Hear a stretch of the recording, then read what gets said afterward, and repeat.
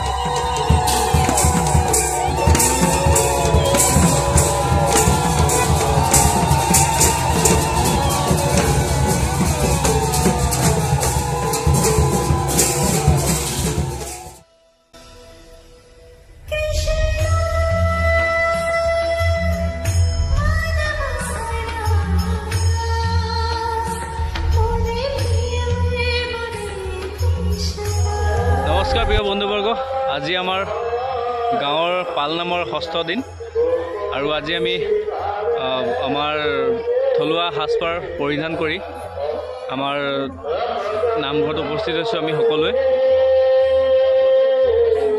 এই আমাৰ নামঘৰ প্ৰাংগণ আমাৰ বন্ধু সকলোৱে আহিছে।